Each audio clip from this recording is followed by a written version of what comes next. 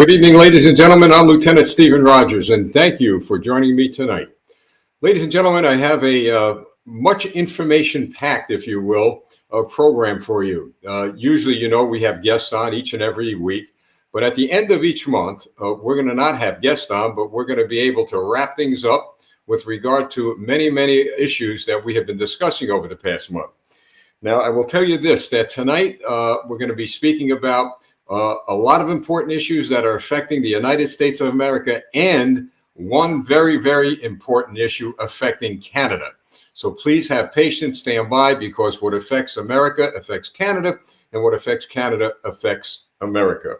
And as you know, we're all in this to preserve our freedom and liberty here in North America. And many of you who have been listening around the world, please take note of what we're saying and what we're doing in order to make sure that our freedoms, our liberties, and our individual rights will be safe and secure. By all means, in the United States, we are working very hard to do just that, and we are succeeding. In Canada, I could tell you, after you hear what some of the things we have to say tonight with regard to an important issue that you are all involved in, I believe you will come to the same conclusion that no way on earth are the Canadian people losing their freedom. Believe me, they're not going to lose it. I'm confident of that. It's going to take work. It's going to take prayer. It's going to take coming together. But at the end of the day, you've always heard me say they lose and we win. All right, so let's get right to it. Many issues in America indeed are affecting our country, but no greater issue at this moment are the wars that Joe Biden is beating the drum about. That's right, wars. I didn't say war, I said wars. So let's begin with Ukraine. So Biden pays a visit to Ukraine. From there, he goes to Poland. And in between the discussion between Zelensky and the government of Poland, he decides, well, you know what? It might be a good idea for the United States government to send fighters as well as long-range missiles to Ukraine. Now, I could tell you there are Republicans in the Congress, and there are many, many, in fact, millions of Americans who are opposed to this. Now, there is not a person I've met who supports what Russia's doing with regard to the destruction of civilian targets, the killing of innocent people. But there is another side to the story, too. Those same Americans are not in support of Zelensky's government doing the same thing to Russian citizens in Ukraine. So there's a lot going on both sides. But the fact of the matter is, why are we, the United States of America, involved in this war? Not only are we involved in it, we're fighting it. It's a proxy war that the United States has become engaged in against Russia. And no one on earth believes for 1 minute that this does not replicate or duplicate, if you will, how we got involved in Vietnam and how we got involved in Afghanistan. It's an unending war. The war in Ukraine is simply not going to end overnight. And I must tell you that it is not going to end with Vladimir Putin's army being defeated. It's not going to happen, folks. You talk to some real good, intelligent people who are involved in the intelligence community, not only here in America, but around the world. Historians, military analysts, retired generals, on and on and on. The best and brightest, perhaps, when it comes to geopolitics and war making, if you will, around this world, in the world's history. You'll find out that they all seem to have a common conclusion that this war isn't going to end soon. It's going to get bloody. It's going to get worse. And more importantly, I think to the people of the United States, we're going to be dragged into a very, very, very bad situation. Maybe not in Ukraine at the moment, but maybe somewhere else. And I'll get to that in a minute. All right. So why are we against fighters being given to Ukraine? Why are we against long-range missiles? Well, I've got to tell you, folks, I don't know too much about why we're so much against fighters, because if the fighters are up in the air, they're able to intercept any Russian fighters or aircraft bombers or whatever that are probably targeting targets, if you will, in Ukraine that would kill a lot of innocent people. So I don't have much information about that. But what I am concerned about, as many in America are concerned about, is the idea to give Ukraine long-range missiles. Why do you need long-range missiles? Well, you would need them to strike Russia. You would need them to strike Crimea. You would need them to expand the war, not only expand it perhaps in Crimea, what Zelensky already said he wants to go after, but maybe not far from Moscow or St. Petersburg. That is the fear of many, many people in this country, as well as my own personal concern. I don't believe for 1 minute that we should give Ukraine long-range missiles. Of course, the Ukrainian military and the government and Zelensky saying, "Well, no, we're not going to go fire these missiles into Russia, not far from Moscow, St. Petersburg, or elsewhere. We need these missiles to defend ourselves." Folks, I'm going to tell you, this is the same scenario, the same sheet of music, the same song and dance we heard when we were slowly escalating our involvement in Vietnam and then slowly escalating our involvement in Afghanistan. The same sheet of music. And so now you got a president of this country who, in my view, is responsible for this war. I believe he antagonized it, he started it, and now we're in it. And now the question is, how deep do we get in? And we are in very, very deep. Now, does anybody also understand that when Biden was in Poland, that he took this a step further with regard to poking his finger in the face of Putin? Because this is what was reported, and I believe that this is accurate. It was reported by the left and the right and the middle news media, that Biden decides that he's going to send troops to Poland. He's going to send troops to Poland. He's beating his chest, beating the drums, letting Putin know, and I guess everybody on earth know, that we're going to send troops to Poland. Why? Why are we sending troops to Poland? We're going to defend the invasion of Poland by Russia. Folks, I got to tell you something. If anybody is provoking an escalation of this war, it is Joe Biden.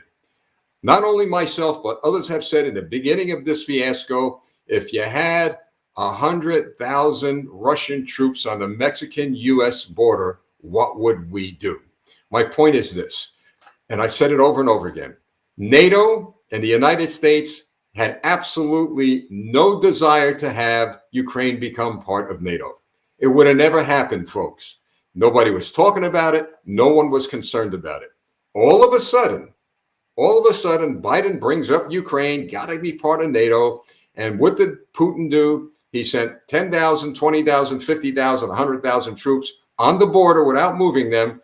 And then Biden started poking his finger in Putin's face. And of course, Zelensky says, this is great. The United States is backing us. Let's see how far they're going to go. Well, we went so far that the United States economy is crippled. Joblessness is way up. Unemployment is way up. I've got to tell you, folks, it's becoming a real problem here. We don't have enough money to fund our schools, to fund our police, to fund our infrastructure. But all that money, billions and trillions, going to Ukraine. For what reason? Vietnam all over again. Billions of dollars over 10 years plus. 50,000 American troops killed in action. Over 100,000 wounded. And what did we get out of it? Nothing. Absolutely nothing. So it beggars the question, what national security interest does the United States of America have in Ukraine? And the answer is either nobody knows or we have none. And my position is, folks, we have none. So another question with regard to the fighters, with regard to the missiles. You notice something? Have you heard the French Prime Minister say anything? Have you heard anything come out of Germany, Great Britain? Is anybody in NATO saying anything? I haven't heard a word.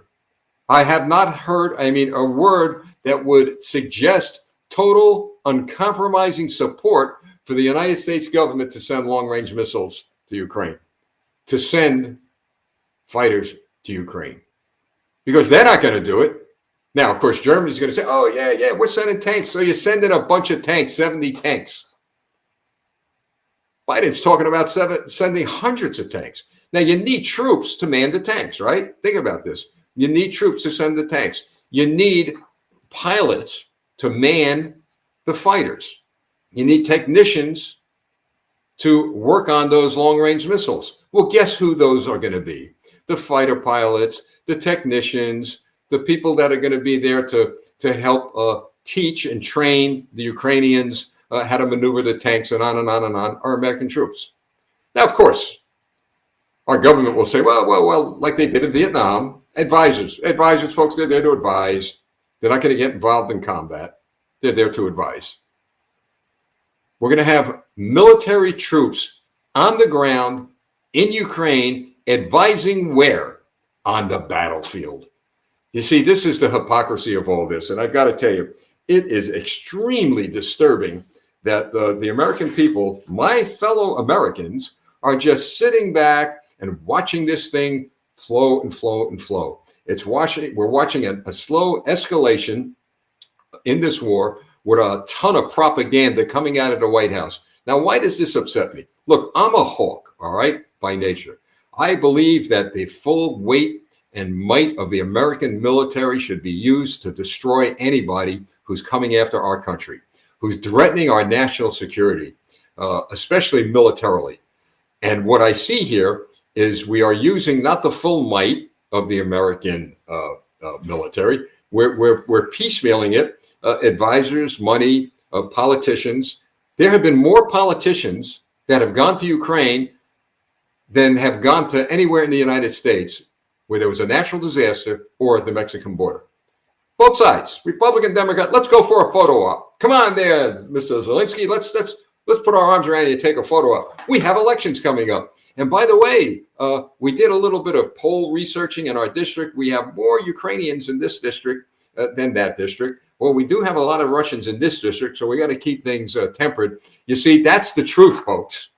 That's why people don't like what we're doing on the air here, because that is the truth. Check the poll numbers, see who's living in your district, and then address the issue. Now, how do I know that? I know it because I've seen it. I've seen it happen, and I had a candidate for office just several months ago. When I broached this issue, he said to me, well, you know, there, Lieutenant, can't get too involved in this issue. I got a lot of Ukrainians in my district. Forget the truth. Forget the fact that American young men and women are going to be dragged into a war, possibly with Russia and Ukraine. Forget all of that. You know what, folks? They forget it because it isn't their children or grandchildren that are going to be fighting this war. Now, as all this is going on, you think that's enough? As all this is going on today, all right, the news reports that in Florida of all places, college students are protesting throughout Florida against Governor Ron DeSantis, Ron DeSantis bill on education, which I happen to support and most Americans support, where he wants to do away with critical race theory. He wants to do away with all the wokeness. He said, enough is enough. We got to get back to the basics in education. Now you got all these college students rising up. Oh, you know what? This is wrong. We're going to protest. We're going to go on strike. We're going to this and we're going to do that. Well, folks, I'm going to read something to you, all right? I want to read something to you. Let me just get to it here. So this is what I tweeted out earlier, and I did get quite a response. College students, this is the news report, college students stage walkouts across Florida to protest DeSantis decisions targeting education. All right, so Ron DeSantis is targeting education, and he wants to bring it back to a time when we're going to learn about math, English, American history, civics. Could you imagine that? Well, anyway, so they decide that we're not going to have that. We're going to protest it. So here is a memorandum I sent to the students via the media. You might want to stage walkouts protesting Biden's war drums. Soon, you may be fighting on a battlefield instead of a college campus. Wake up, Vietnam, Chapter 2. Now, for the young people watching, and I know the young people on the left watch, based on what we're seeing on the media, those incredible, ridiculous, laughable attacks on us, I got to tell you, we've been through this scenario before. I'm a bit older than you. This happened during the 60s and 70s when we got involved in Vietnam. College students were protesting all kinds of things, the draft and this and that. All of a sudden, in the middle of their protest, they start getting little cards in the mail. They're called draft cards. Guess what? You're going to Vietnam. And thousands of them decided to go to Canada. And as thousands of our young people who would not fight that war, and at that time, we were sold a bill of goods. We believed it was for America. So Americans were standing up, including myself. All right. They were standing up to get in the military and help the American cause, the cause of freedom and liberty, except for those who went to Canada. So and here's a fact that a lot of Americans don't know. as our college students are protesting, and then they got these notices that they're going to go into a jungle somewhere in Asia, they start running like cowards north to Canada. And as they're going into Canada, guess who's coming south? Young people from Canada. They're coming to supplement our military, to help us in the war against what? Well, we were told against the spread of communism, against the North Vietnamese. Well, we found out later that there was going to be no spread of communism. There was going to be no domino effect, because history bears out that once we left, the North Vietnamese took over the South, and that was the end of it. They didn't go into Laos, Thailand, Cambodia. They didn't take control of those countries. Our young men and women didn't die for nothing. They fought boldly, and they won. Another thing American people may not know, they won every battle. That's right. You look it up. The military of the United States won every battle in Vietnam. It is the politicians who lost the war. They surrendered. They surrendered. And by the way, I'm ashamed to say, because he's a Republican, Richard Nixon, there is historical data that Richard Nixon delayed the end of that war vis-a-vis Henry Kissinger because there was an election coming up. Folks, I've got to tell you something, especially to the young people out there. You want to protest? I'll be right on the front of the line when you're ready to protest against the military actions that we are now engaged in Ukraine. But it gets worse, because as all this is going on, you know what we have, folks? We have the United States of America getting involved in China, or with China.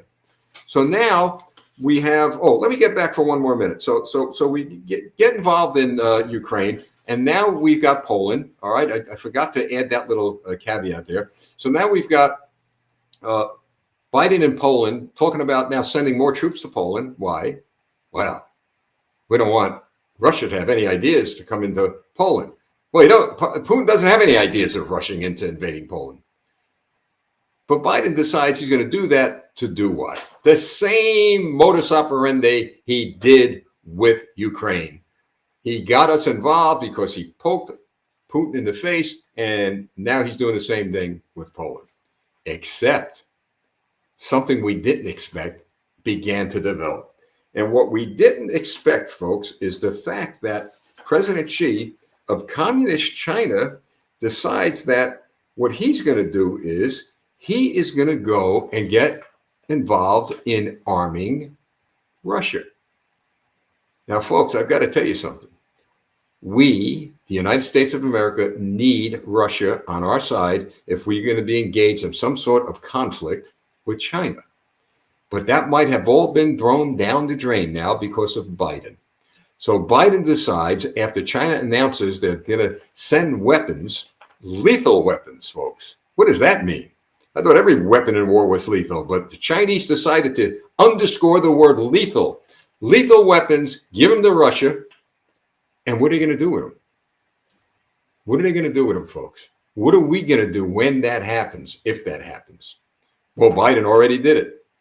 He decided to tell China that the response of the United States government is going to be effective and strong, that China better not cross the red line. Well, we know about red lines. The red lines coming out of the White House mean nothing. But then Biden decides to do something else. Instead of finishing off by a poke of the bear, if you will, Russia, Putin, he decides to poke the dragon and announces that he's sending troops to Taiwan. 200's the number. I'm sure there's more. He's sending 200 troops to Taiwan to bolster up their defense.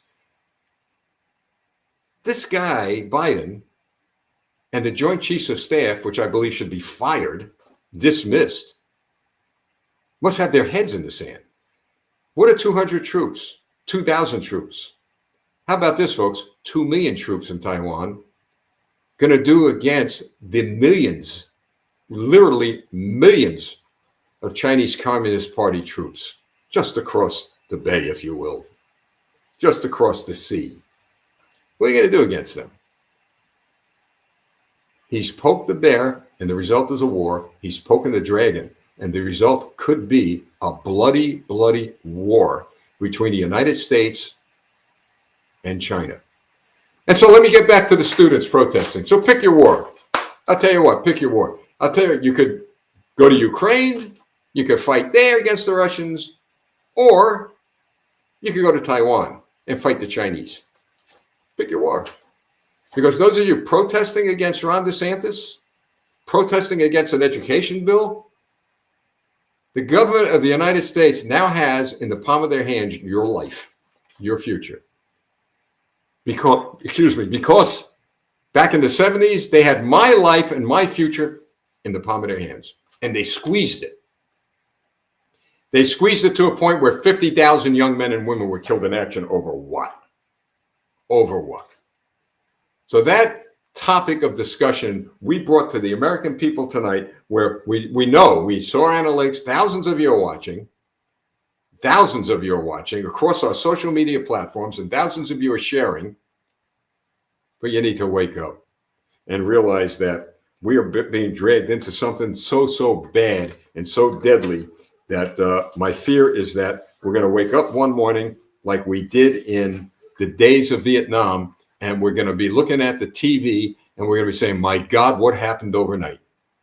Why didn't anybody tell me? Well, I am telling you. And there are going to be a lot more in the United States Congress, the Senate, and a lot more Americans are going to be telling you.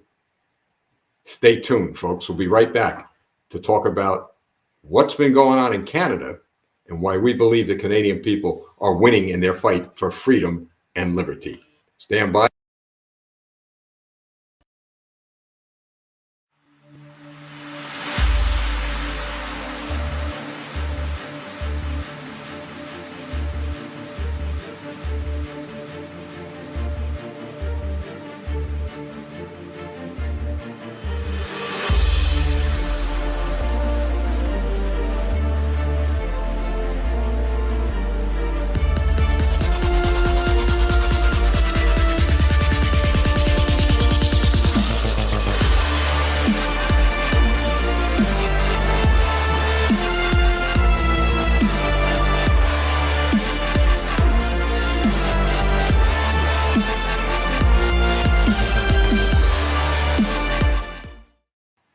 All right, folks, I'm Lieutenant Stephen Rogers, and I'm back for the second half of our broadcast. Now, what I am about to provide you is, let's call it an op-ed, a commentary, an assessment about recent events that involve the Canadian Commission inquiry of the Emergency Act. Now, why, Lieutenant, are you involved with this? Why are you involved with Canada, country to the north? That's no threat to us. Well, we're involved in this because Canada is a threat, in my view, to U.S. national security over all the shenanigans that they have been pulling with regard to slowly getting close to implement policies that are in line with the ideology of Marx, Lenin, and Stalin. And the same thing's happening here with the Democrat Party. So there's no idea that it ain't happening here. It is. But it's getting to a point in Canada where the parliament seems to be in a situation where Trudeau, the prime minister up there, has a leash around their neck. And he pulls it this way, they go this way. He pulls it this way, they go that way. He says jump, they jump. You know, it's politics, right, folks? It happens all over. But it's getting to a point where we believe that as we're watching Mexico, as we're watching China, let's watch Canada. Nothing wrong with that. Now, we're not going to get involved, obviously, in the inner workings of their government. That's up for the people of Canada to do. And they're doing it effectively, as you're going to hear tonight. But it's our duty as Americans to keep an eye out as to what's happening on our borders. We've been so concentrated on a Mexican border, which we should be. In fact, as far as I'm concerned, if I was president of the United States, I would have had U.S. Marines down there months ago, would have gone across the border that way, south, and wiped out the cartel. And that would have been it. That would have been it, folks. But no, you know what? We got Democrats who do what? Who embrace the ideology of Marx, Lenin, and Stalin. Let's give it all away. Let's give them all the money that, come on over, folks, come to America. Come to America. But the same thing, the same set of eyes that are on Mexico need to be on our northern border, Canada. Because that's not people rushing across the border illegally. That is keeping people from crossing the border. Ha. Sounds like Berlin, doesn't it? Oh, come on, Lieutenant, that's dramatic. Well, I don't think so. Because when You see bills in a parliament or in a Congress that are being introduced to have the government control your movement, 15-minute cities, have the government control what you transmit, what you receive over the airwaves or the internet. When you see things like that, when you see things like accounts being frozen of people legally protesting, when you see the excessive force of the police unleashed on innocent people, when you see that with your own eyes, what are you seeing? What are you watching? Well, what I'm watching is maybe a bit lower level of a Tiananmen Square. Instead of a tank running over a person, maybe it's a horse. Instead of the police beating people into the ground, and some were beaten, some veterans were mishandled. Instead of you seeing widespread that, because they know what can happen with that and what is happening, they go after people's properties. So all this is going on in Canada, which tells me something terrible, terrible is starting to shift south. I'm entitled to my views. I'm entitled to my opinions. But also, folks, I've got to tell you, when the Commission on the Emergency Act, when I believe his name is Paul Rollo, Justice Paul Rollo, when he publicized his conclusions, I expected one thing, which he did, but I did not expect the rest of what he did. Now, let me just qualify something. All of you, or I should say many of you in Canada, are in the fire. And when you're in a fire, you feel heat and you see smoke, and you can't see beyond that. You can't see beyond the flames, and you can't see beyond the smoke. And what happens, as it happens to all of us, we feel threatened. We are pushed to a point of being paralyzed with fear, and we don't know what to do. We just don't know what to do. And then the other side of it is that people get so emotionally involved, they start doing things they shouldn't be doing. So here we are in the United States, and here I am in the United States watching all this unfold, and I have people working with us in the United States watching all this unfold, reviewing over and over again what Justice Rollo said, and we came to a conclusion, and some of you may not believe it, but hear me out, that the government of Canada is frightened. They're frightened of the people of Canada. They're frightened of their own people. It was astonishing what we were able to pick apart, and I'm going to share with you some of the elements. Let's get right to it. Now, so the justice concludes that the Emergency Act, the invoking of it was justified. Now, we expected that. It's like here in America. You have Biden's Justice Department investigating Biden, right? So what do you think the conclusion is going to be? That Biden's a bad guy, that he violated this and violated that? Of course not. So we already concluded that the justice would come out with a decision justifying the Emergency Act. Okay? Because remember what I said. Now, I don't know this guy. I don't have anything to do with him other than I know politics. And as he was saying that, justifying the act, I was thinking about that visual I gave you before. You know, Trudeau probably had a chain around his neck and pulled him a little bit and said, this is what you're going to say. But I'm just wondering if the government, the parliament and Trudeau knew or realized that what he was going to say further is something they really wanted him to say. So here we go, folks. Now, here's something that I guess in the beginning of his statement, kind of startled us to the degree that, is he saying what we think he's saying? So here he goes. There was no, I'm going to read some of this because these were from people that worked with me. There was no way he, the justice, was going to oppose the will of the prime minister and his supporters in parliament. So we know that. However, what we found astounding, and I really mean astounding, was the fact that he, the justice, admitted that reasonable and informed people would have come to a conclusion not supportive of his. Those are his words, folks. You go back to that video, he talked about reasonable and informed people would not have come to the conclusion that he came to. Now, why not, folks? You would think the guy would say, well, anybody who's reasonable and informed, they would come to the same conclusion. He didn't say that. He said the opposite. Now, maybe, folks, and this is again commentary, op-ed, okay? Maybe he said that because reasonable and informed people would not have considered the political ramifications, but instead purely considered the public interest, meaning that the justice, in our view, he had to concern himself with political ramifications if he said right openly, look, there are reasons to have differences of opinion.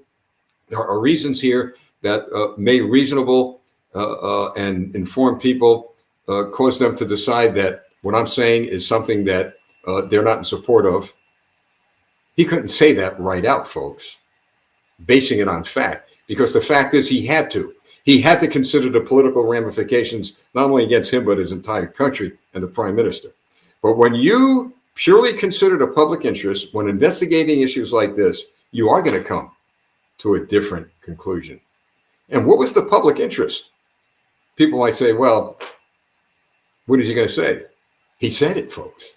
That's my point. He actually articulated the public interest when he went on and on and on. So now we believe, those of us who have looked at this, that he knew that if all the testimony given to him and his inquiry commission was heard in a fair court of law, a jury would conclude that there was not enough evidence to invoke the act. I believe that. Now, that's only my opinion, my view, and the views of others who are pretty smart, who are well-versed in freedom and civil rights and human rights. So he opened the door. He opened the door right there. And the fact of the matter is, you know what? He's saying, well, this is my view, my opinion, but you may come up with something different. Why? Because the evidence in our view did not support what he concluded. He couldn't say it as fact. He said it as an opinion, his. So then we figured, that was a fair question that deserved an answer. Now, his report appears to give cover to the political leaders, right, who supported invoking the act. We know that, okay? That's why it's legal, it's okay. Prime Minister had every right to invoke the act. The Parliament had no problem in not addressing it. So he covered their rear ends. That's what he did, all right? So instead of holding them responsible for what occurred, this is what he does. Instead of stopping there, they had nothing to do with went on with regard to police actions. They had nothing to do with causing the harm and things to get out of control. That's Parliament and Trudeau. But he didn't stop there. The guy goes on, he says, he goes on and blames all levels of government. He blamed the police. He blamed local government officials. He blamed everybody you could think of except the lawmakers of Canada. And he went on to talk about those responsible for the chaos that erupted. He admitted that all these levels of government imposed real hardships on thousands of Canadians. He admitted that the majority of protesters were motivated by, in his words, all right, a genuine desire to exercise their lawful right to express their views. He further admitted that all levels of government failed to prepare for how they would execute the act. Listen to this, folks. These are his words. These are his words. He's admitting people have the right to express themselves, to express their views. And listen, I have no problem with the guy saying, if people break the law, if they become violent, then you arrest them and you bring them to justice.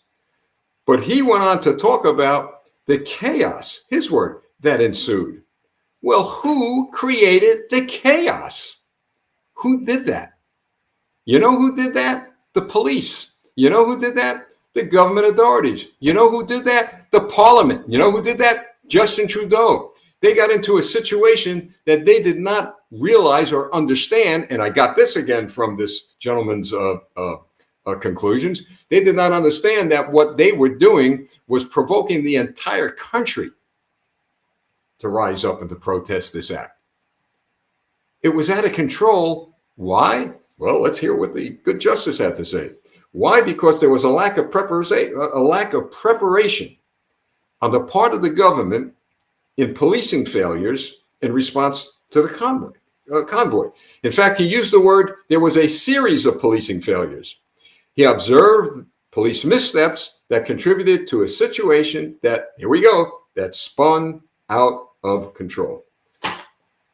Missteps. He blamed the cops. He blamed the cops on the street. Well, the cops on the street are obeying orders from who? Well, let's say they're sergeants. And who are the sergeants obeying their orders from? The lieutenants or the captains. And who are the lieutenants and captains obeying their orders from? The commanders, the police chiefs.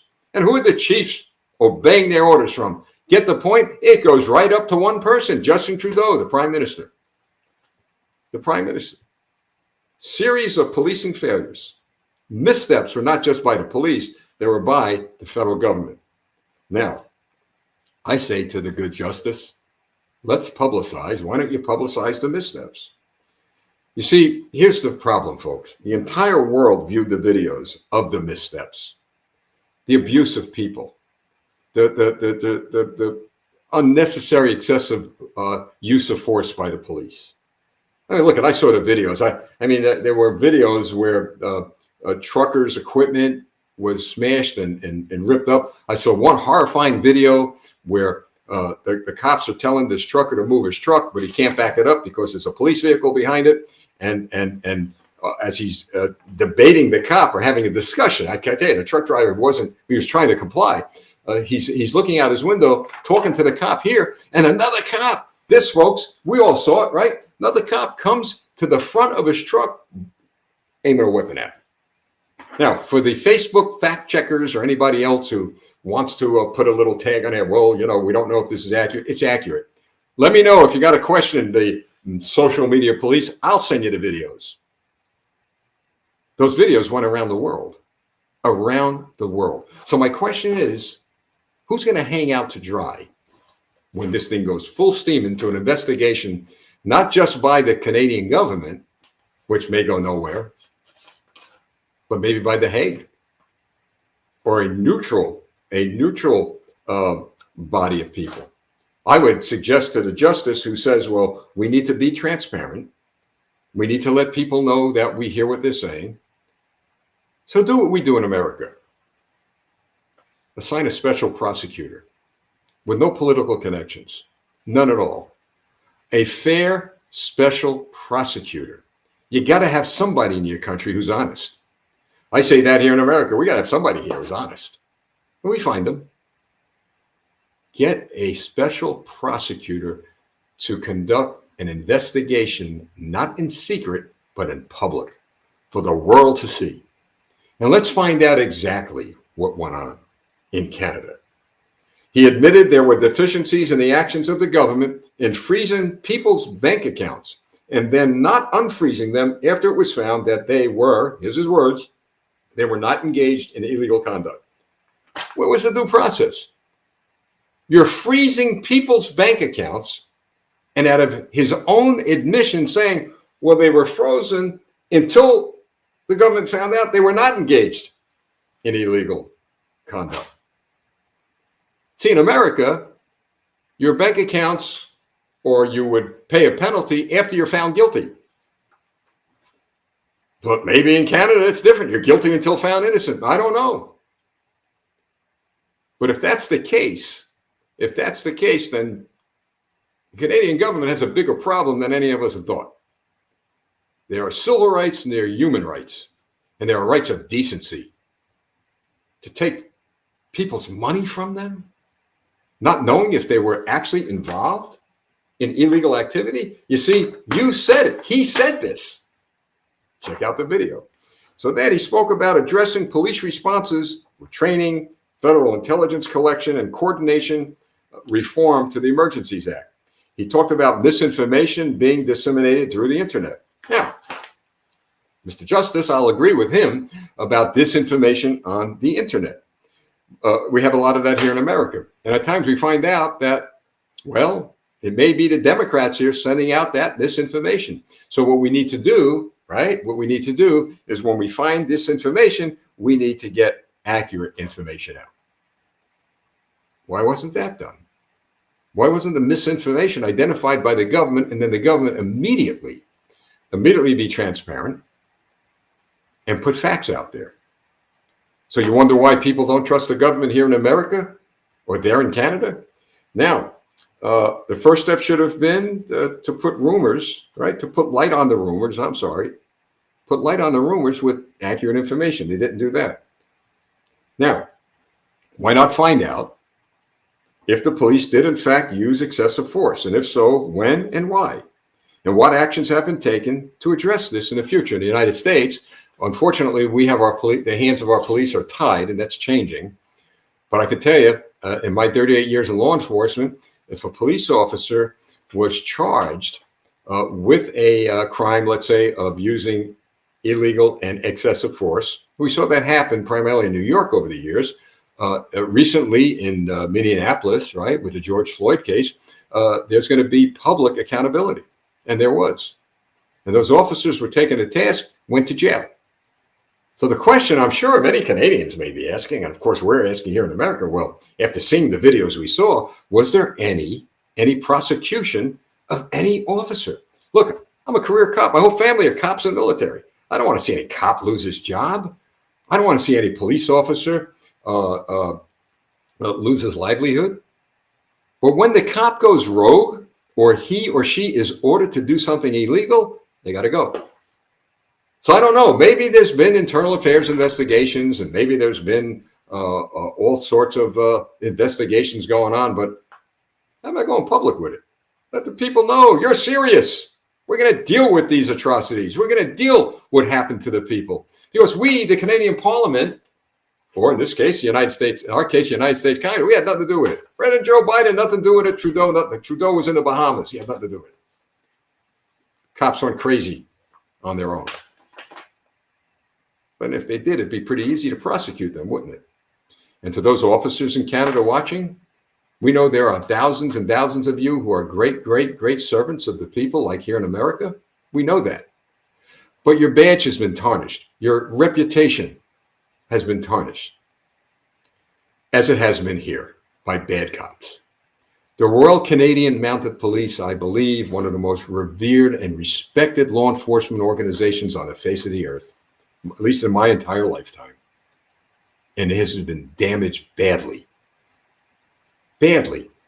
by either rogue cops and corrupt politicians who make a living out of passing the buck because they will never take accountability. Same here. The Department of Justice in the United States of America, the FBI, who I worked with my whole life as a police officer here in New Jersey, tarnished for a long time. But those of you who are good cops, good, faithful, loyal servants of the people and uphold the oath of office, well, God bless you. We'll pray for you. But you better start thinking about helping yourself, because if you have any knowledge as to what happened and who did what illegally in law enforcement, believe me, it's coming your way. I've seen it my whole life here. I have talked to cops who said, oh, I know Officer so-and-so did this and that, but I'm not going to say nothing. I tell them, you better say something. Because if you don't, you're going to hang. Those who didn't say something, they hung. So you think about that as you move forward. So anyway, you know, the government, if they're serious, they need to be transparent about that. Now, I would say this to you too. The part about addressing federal intelligence collection and coordination. Coordination with who? You see, here's something we never expected. And here's something we are in America, we citizens are going to follow up on.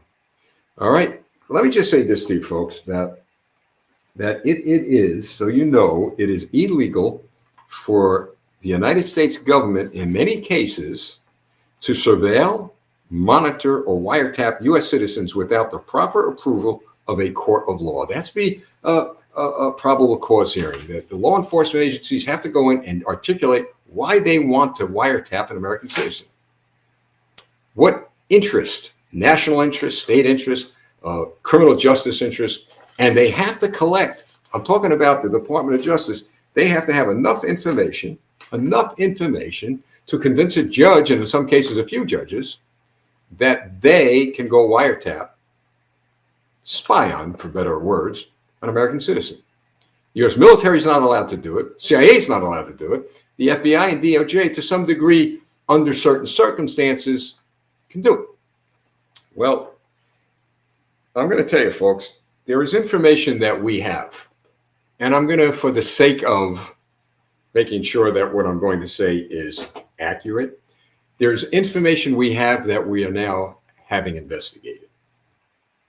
We're going to investigate this, hopefully with the support of our government. And I think we will get it because there are certain steps we're taking to make sure that what we bring to them is absolutely accurate. That's why I'm saying it's in an investigative stage. We're not investigating the Canadian government. We're not investigating the Parliament. We're not investigating Trudeau. That'll be up to the Canadian people to do. But what we are looking for is an investigation of our government, of investigation of the FBI, of the Department of Justice, and another department in this country, and I'm not going to reveal it, who may have been, all right, somehow involved with the Canadian government in the collection of intelligence and coordination of certain information intelligence of the Freedom Convoy that may have involved some Americans that were going north to support the people in the protests in Canada. Now, once they cross the border, well, that's Canadian problem. But I got to tell you, if they were on our side of the border and there was anything going on with illegal, improper surveillance, well, that's no longer a Canadian problem. That is our problem. Now, all of this that we have, you know what, folks, it could be inaccurate. We could be going down a road where we're not sure, but before we go out and start saying things that are absolutely ridiculous, well, they did this and they did that. We're saying, well, we've got information that is raising the issue, all right? Developing questions about the role of our government when it comes to issues like this. So here's the good news about that part of the scenario. We're going to be seeking an answer to that question as to whether our government or other individuals were involved with surveilling American citizens who were somehow connected to the Canadian convoy, the truckers. Truckers travel all over. We're going to get that information officially. You know how we're going to do it? We're going to submit a application for information, and we got the information listed out, exactly what we have.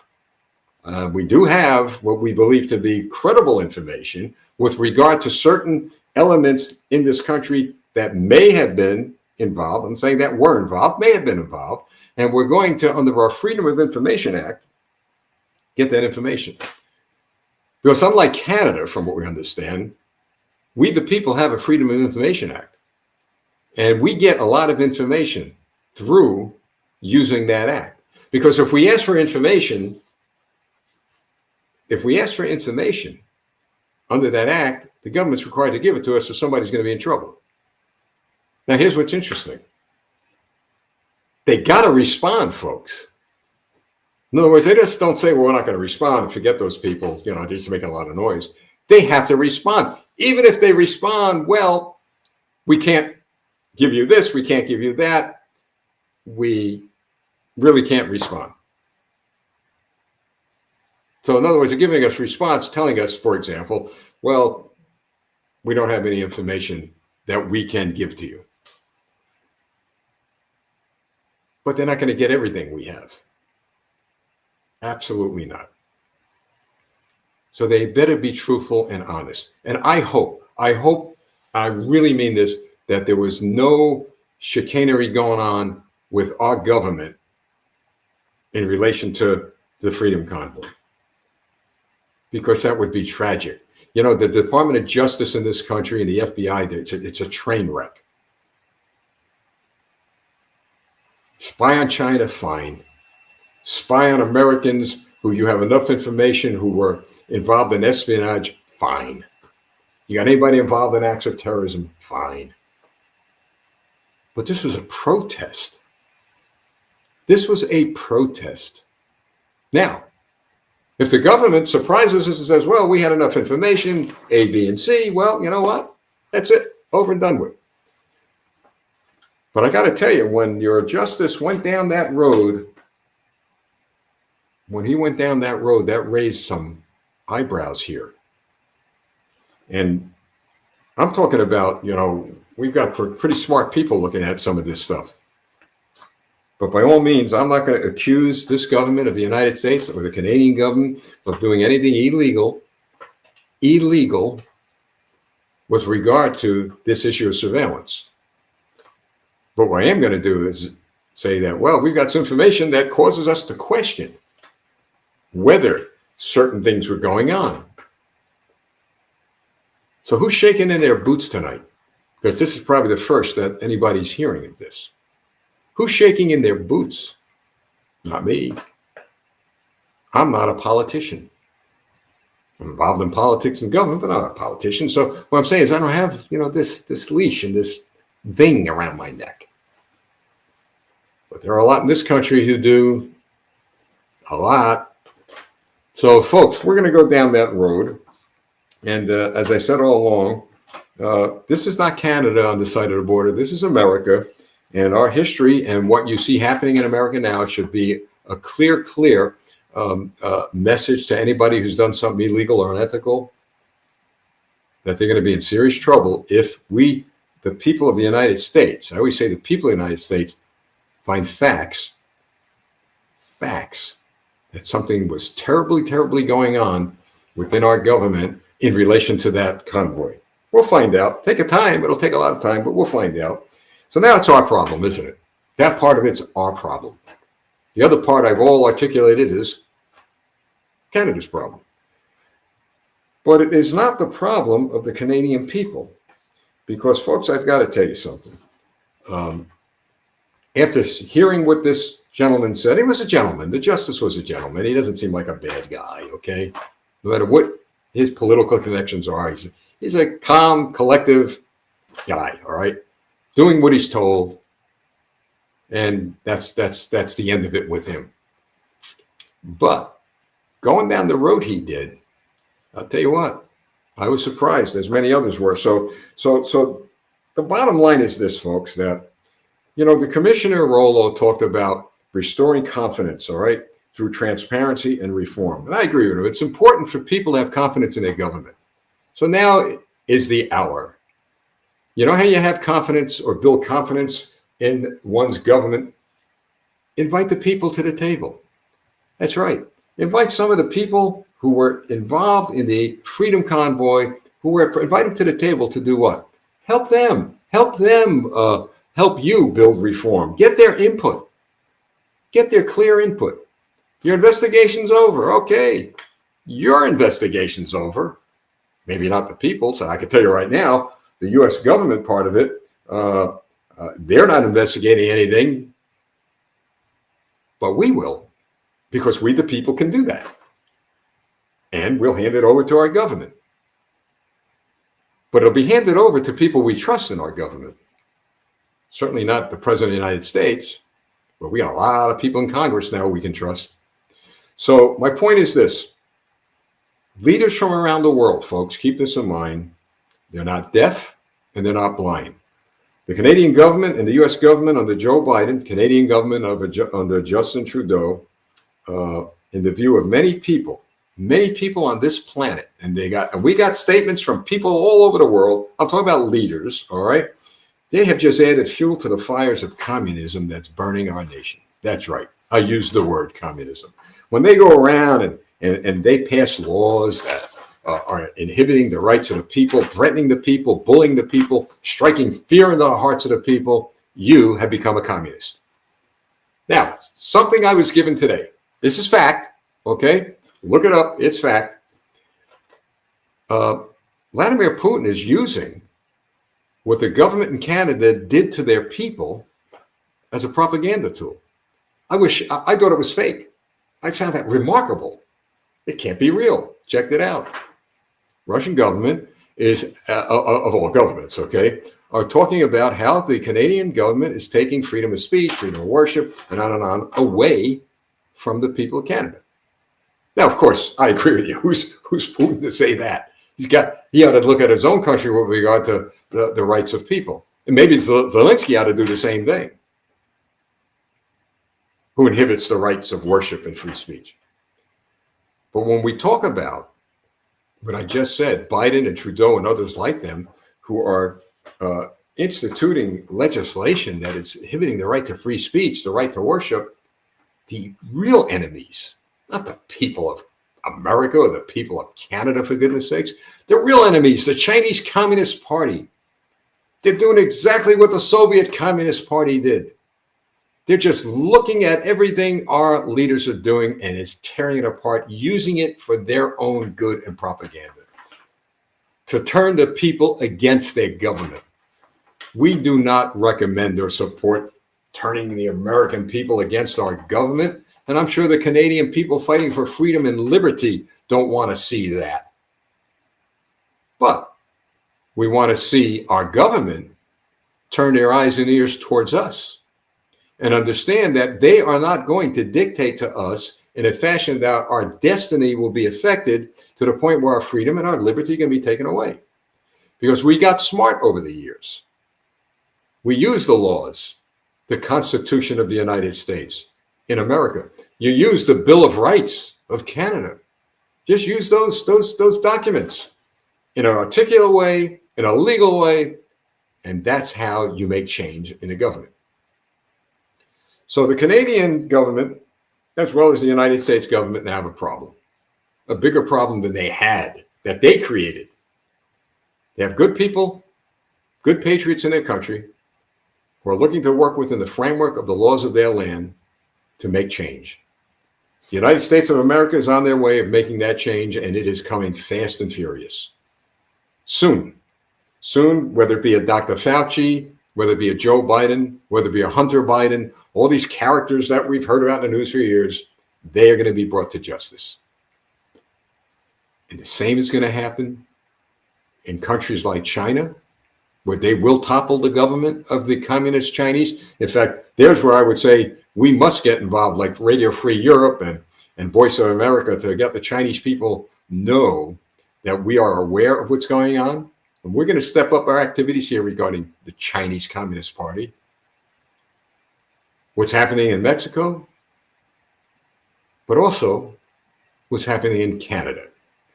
The strongest alliance ever built for freedom and liberty now exists in our time. And that strong alliance is right here in North America. The patriots of Canada and the patriots of America, who are dedicated and committed to working within the framework of the law and to use the skills and talents God's given them to preserve freedom and liberty for our children and grandchildren. Those of you in America, my fellow countrymen and women, and those of you in Canada, be proud. Be proud. You're part of history. Be strong. You're strong. You have enabled through your legal actions, through the way you've conducted yourself. And, obviously there have been a few. We know what happened here in January 6th.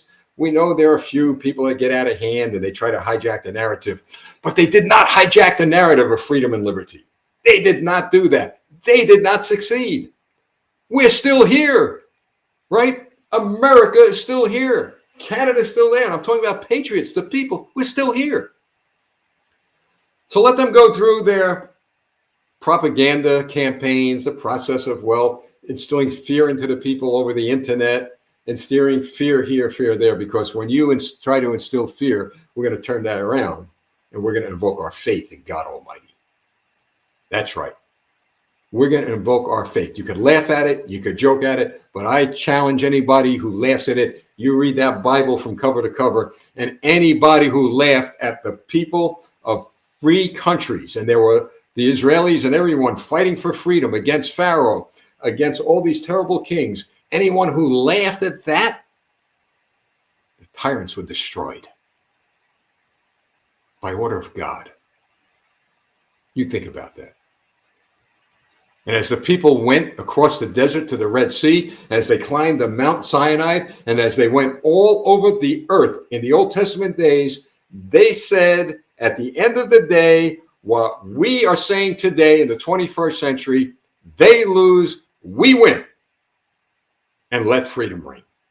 Be encouraged. God bless you all in Canada. God bless you all here, my fellow countrymen in the great United States of America. Together forever, let freedom reign. God bless you. See you next Thursday night, 7 p.m. here on This Week in North America. Have a great evening.